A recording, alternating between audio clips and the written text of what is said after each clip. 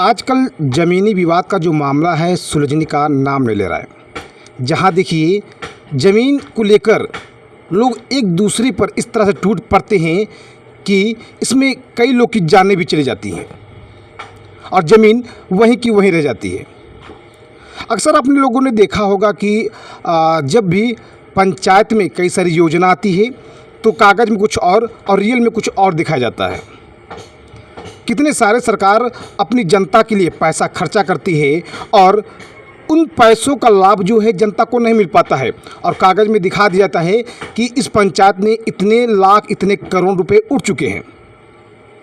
तो ये हुई पंचायत की हाल। लेकिन आज हम जहाँ खड़े हुए हैं यहाँ से आपको हम एक ऐसी ग्राउंड रिपोर्ट दिखाएंगे कि यहाँ मात्र कुछ ज़मीन को लेकर ऐसा फिर बदल किया जाता है कि आप सोचने पर मजबूर हो जाएंगे। बता दें कि देख सकते हैं हमारे पीछे इस गांव के 3 बुजुर्ग लोग हमारे बीच मौजूद हैं और आज हम उनसे बात करेंगे। तीनों के हाथों में जो है दस्तावेज हैं, आवेदनें हैं। क्यों है और किस चीज़ का आवेदन है जानने का हम प्रयास करेंगे। बता दें कि कैमरे के पीछे हमने इनसे बात करने का प्रयास किया था तो पता ये चला कि यहाँ कुछ ज़मीन को लेकर बेटे को भाई बना दिया जाता है। यानी एक पिता का जो बेटा होता है तो कागज़ में ऐसा दर्शा दिया जाता है कि वह बेटा अचानक अपने बाप का भाई बन जाता है और इसको लेकर ज़मीन जो है आधी ज़मीन हड़प ली जा रही है। यहाँ तक कि रेलवे में जो लोग ज़मीन दिए हैं उस ज़मीन में भी आधा हिस्सेदार वही हो जाते हैं। आधा पैसा एक ही आदमी उठा ले रहा है। ये कुछ समस्या यहाँ पे सामने देखने को मिली है। लेकिन क्या सच्चाई है ये आज हम इन लोगों से जानने का प्रयास करेंगे। लेकिन इन लोगों से बात करने से पहले, इस मामले की सच्चाई जानने से पहले अपने नए दर्शकों को परिचय दे दूं। नमस्कार, मैं तीन तिवारी और आप देखना शुरू कर चुके हैं न्यूज़ टीवी सिवान। बता दें कि न्यूज़ टीवी सिवान की जो टीम है भी पहुँची हुई है सिवान जिले के महाराजगंज थाना क्षेत्र के सूरबीर गाँव में। ये सूरबीर गांव है और इस गांव की कुछ लोग हमारे बीच मौजूद हैं और इनसे हम बात करेंगे। आप बताइए हमें कि ये 2 वंशावली इनके हाथ में है, इसमें से कौन सा सही है और कौन सा गलत है और दोनों में क्या कुछ मामला है। 2009 का वंशावली जो बना 2 साल पहले बना और वही आदमी बनवाया 2009 में जो बनवाया वंशावली वही आदमी 2011 में गलत वंशावली बनाया। अच्छा। बना करके रेलवे का पैसा को गलत भुगतान कराया और उसमें बेटा को भाई बना दिया गया। अच्छा। और भाई बना करके और आधा हिस्सा उस रेलवे पैसा का उठा लिया गया। मतलब कैसा रेलवे का पैसा कैसा? रेलवे का पैसा हम लोगों का भूमि पड़ा था उस रेलवे में। अच्छा। ये जो महाराजगंज से जो मसरख रेल लाइन जाती है आपका ज़मीन है उसमें हम लोगों का ज़मीन पड़ा था, पुश्तैनी ज़मीन था। जी। उसमें तीसरी का शेयरदार वो भी थे। कौन? सुशील पांडे और भगवान पांडे जो आवेदन बनवाए थे वंशावली गलत बनवाए। अच्छा। वही और वो जो है सो हम लोगों को धोखा दे करके और जो है सो सरकार को धोखा दे करके आधा जो है सो पैसा उठाए। अच्छा। और आधा पैसा उठा लिए। इसके बाद उसी पैसा के आधार पर और उसी गलत वंशावली के आधार पर आधा आ करके और एक शमशान भूमि का ज़मीन हम लोगों को पूर्वजों काम किए थे जिसमें हम लोगों का आज भी उसमें लाश जलता है, पूरे गांव के बीच में जलता है। और उस जगह पर आ करके और उस शमशान भूमि में भी दाग लगा दिए और आकर उसमें अपना आधा हिस्सा लिखे ज़बरदस्ती हम लोगों के मना करने के बावजूद भी। अच्छा, हमारे दर्शकों को ये समझ में नहीं आ रहा है, जो वाला अधिकारी हमारे इस खबर को देख रहे हैं उन्हें ये समझ में नहीं आ रहा कि मामला है तो क्या है। जैसे इस वंशावली में दिखाया गया है कि जो शोभन पांडे है उनके 3 पुत्र हैं। तो 3 पुत्र में एक 2009 में 3 पुत्र दिखाए गए हैं, बाकी दूसरे का 2011 का बात करें तो उसमें 2 पुत्र दिखाए गए हैं। तो एक पुत्र में इसमें क्या कुछ मामला है? एक पुत्र में मामला है कि ये वंशावली जो बना 2011 का उसमें 3 पुत्र न दिखा करके 2 पुत्र दिखाया जाता है शोभन पांडे का। और उस लाइन को जो है सो समझिए कि महाराजगंज से सीधे सिवान खींच करके जी और नागेश्वर पांडे का नाम दर्शाया जाता है, उनके वंश का जो है सो राम पुकार पांडे का नाम लिखा करके और पिता के जगह पर नागेश्वर पांडे लिख दिया जाता है। अच्छा। लेकिन ये जानना जरूरी है कि नागेश्वर पांडे किसके वंशज थे, तो 2009 वंशावली दर्शाता है कि वो शोभन पांडे के ही लड़के थे, लेकिन उनको भाई बना करके और गलत पैसा उठाने के लिए ऐसा जालसाज किया गया सीओ साहब के साथ मिलकर।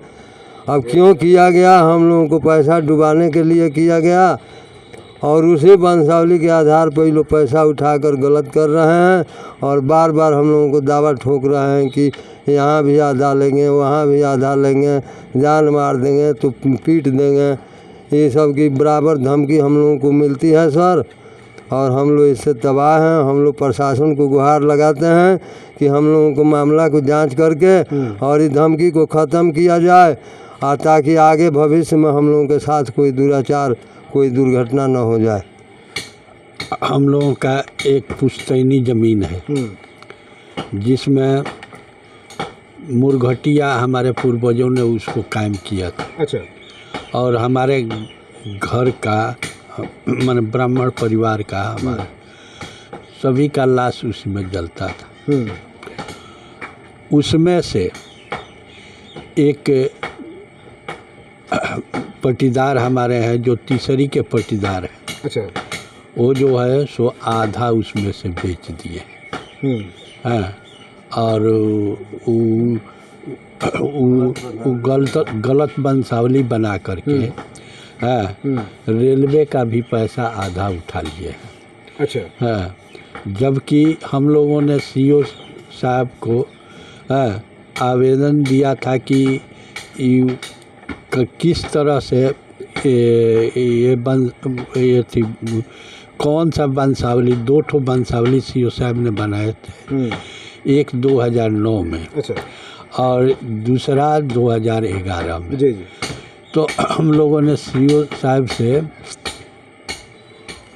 मांग की सूचना के तहत कि इसमें से कृपया आप बताएं कि कौन सी वंशावली सही है और कौन सी गलत है, लेकिन उन्होंने जवाब नहीं दी। अच्छा। तब हम लोगों ने लोक शिकायत पदाधिकारी, अनुमंडल पदाधिकारी के पास आवेदन दिया। वो जो है सो DCLR के पास भेज दिए उस आवेदन को। कहे कि हम DCLR के पास भेज देते हैं कि क्योंकि भूमि संबंधी वही मामले को देखते हैं। तो वो DCLR साहब के यहाँ भेज दिए। DCLR साहब ने उस पर सुनवाई की और उनका 1/3 ही हिस्सा कायम किया और सीओ साहब से वंशावली के विषय में उनसे पूछा कि इसमें से एक वंशावली अधूरा है और एक सही है, तो इसमें दोनों में कौन सही है इसकी जांच कर रिपोर्ट दे। पता नहीं सीओ साहब दिए कि नहीं दिए कि क्या किए। ये बताइए कि आपके हाथ में जो ये वंशावली है, 2 वंशावली आप रखे हुए हैं, कौन सा सही है कौन सा गलत है? 2009 का वंशावली सही है और 2011 का गलत है, क्योंकि वहाँ पर बेटा को भाई बना दिया गया है। अच्छा, 2011 में बेटा को भाई बना दिया? जी हाँ, 2011 में बेटा को भाई बना दिया गया है। ऐसा क्यों? ऐसा धोखाधड़ी करने के लिए, पैसा हड़पने के लिए, दूसरा क्या। अच्छा, इसका जांच हुआ था कि नहीं हुआ था? जांच इसका हम लोग कराए थे।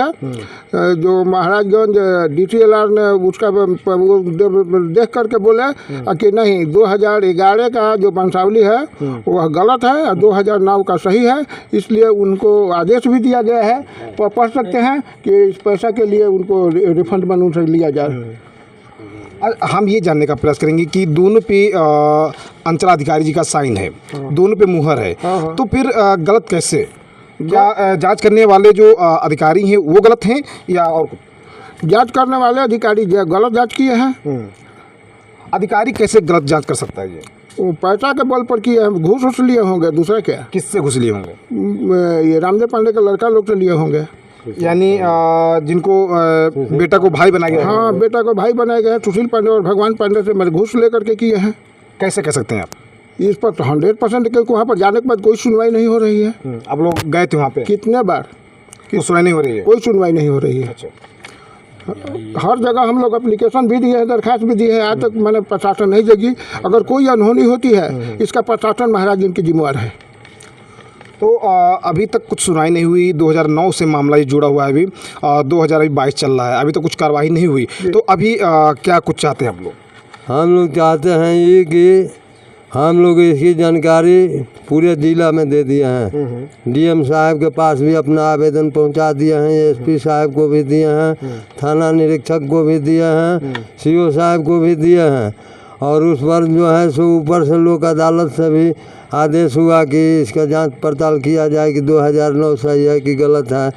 DCLR साहब भी आदेश दिए सीओ साहब को कि इसको जांच करके और हमारे पास भेजिए।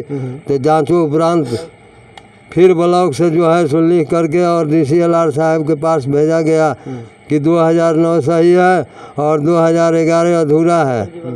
और उसी बल पर ये जो देखिए कागज़ है अंचलाधिकारी का, उसमें वो लिख कर भेजा है कि 2009 सही है और 2011 गलत है।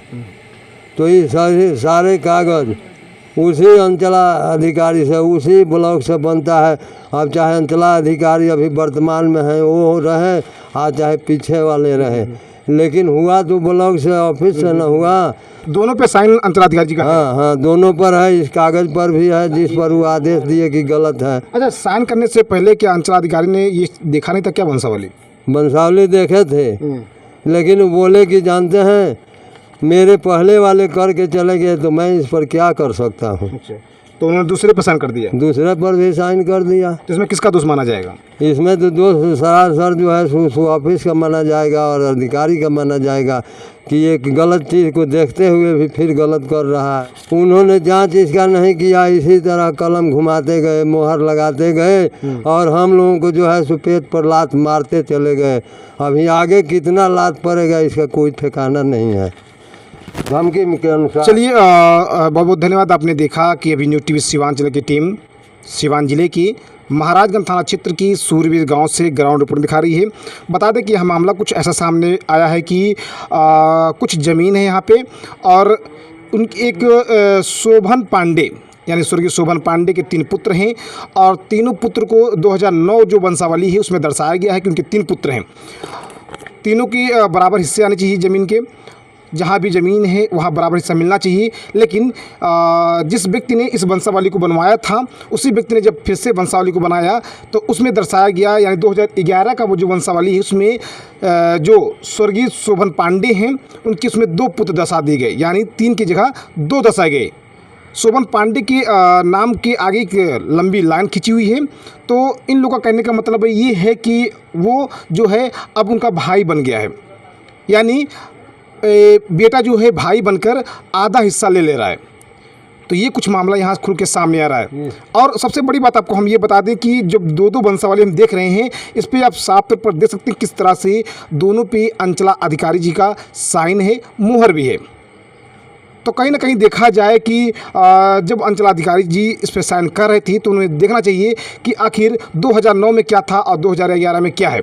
हमने परिजन से बात करने का प्रयास किया तो उन्होंने कहा कि इसमें अंचला अधिकारी और भी आलाधिकारी का मिलीभगत है, तभी ये जाकर काम हो रहा है। उनसे बात किया तो इन्होंने कहा कि जो विपक्षी पार्टी है यानी कि जो पर्दार हैं उन लोगों ने वहाँ पैसा फेंका है, जिसकी वजह से जितने भी आलाधिकारी हैं इनकी एक भी नहीं सुन रहे हैं। तो इसी तरह आप हमारे बीच बन रही है। जिस तरह से आपने देखा कि आज हमने यहाँ से आपको ग्राउंड रिपोर्ट दिखाई है और भी जगहों से आपको ग्राउंड रिपोर्ट दिखाते रहेंगे। अगर चैनल पर नए हैं तो जल्दी हमारे चैनल को सब्सक्राइब कर लीजिएगा, बेल आइकन घंटी को जरूर दबाइएगा ताकि जब भी कोई ताज़ा खबर की अपडेट आए उसका नोटिफिकेशन सबसे पहले आपको मिल सके। ताज़ा खबरों की अपडेट पाने के लिए देखते रहिए न्यूज़ टीवी सिवान से संवाददाता नितिन तिवारी की रिपोर्ट।